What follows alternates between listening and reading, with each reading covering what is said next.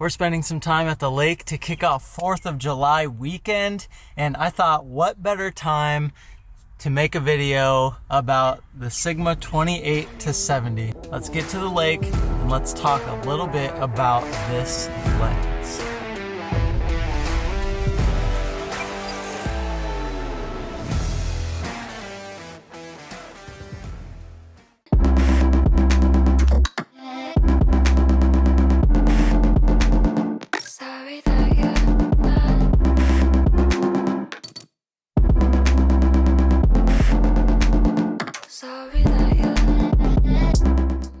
Okay, everybody, we made it. Pawnee Lake. Let's go. So I like to start with price, because let's be honest, if you're in the same boat as me, get it? Like same boat, like because of the lake? Never mind. If you're in the same boat as me, price actually does play a huge factor in which gear you're able to get. We can't all afford the newest things. This lens, the Sigma 28-70 f2.8, comes in right at $800. Now that's anywhere from $1,000 to $1,500 less than a lot of its counterparts. The lens is plenty fast. Like I said, when we are wide open, it is shooting an f2.8, which makes it a really good low light lens option. Now, it's not the very best, but it's definitely gonna get the job done. And at the very least, it's not any worse than a lot of the other lenses that you'll find at this focal length. Let's go get down by the water a little bit, shall we? These skis are ripping by. Ooh, I like this. Picasso, I like. This is, in my opinion, a pretty high quality lens. The focus ring is really, really smooth. Sorry about this audio, it's kind of windy out here. Hopefully it's not horrible. But like I was saying, the focus ring is really smooth. The zoom, very smooth as well. It doesn't have any additional speeds. You can't tighten or loosen that at all. But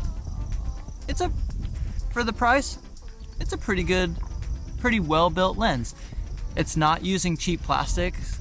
It just feels in your hand like it has some quality to it, which is always really nice, not only for the durability of the lens, but also just for your general trust and your confidence in the lens itself. If you have something a little cheaper, it kind of feels cheaper and you know it's cheaper. So this lens, I'd say the build quality is up to par for sure. So how does this lens stack up relative to the other lenses like it that are available? Well, we talked about the price of it, and the price of some of those other ones are much higher, but you're probably thinking mostly of the 24-70, the Sony 24-70, which is on the Mount Rushmore of lenses, if you will. This 28-70 obviously is losing a bit of that wide angle capability starting at 28 rather than 24. Now it may not seem like very much 4mm, but depending on the environment you're shooting in and your needs, you may actually need that extra bit of space. And especially if you're filming with an APS-C crop sensor lens, that's gonna be cropped even more. So it actually does make quite a bit of a difference, that 24 versus 28. So we'd probably dock it some points for that. However, the price and the fact that it is an f2.8 still bodes really well for this lens. The build quality seems to be there like we just talked about.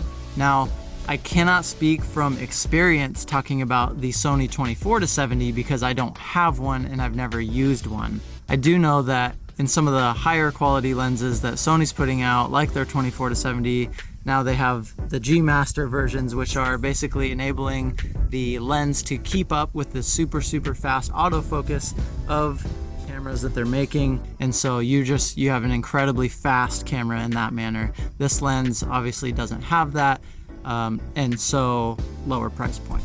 So I'm not saying this 28-70 is the perfect substitute and you shouldn't even consider the much more expensive options out there of similar lenses like this, but for $800 and the quality you get, Hard to argue against it.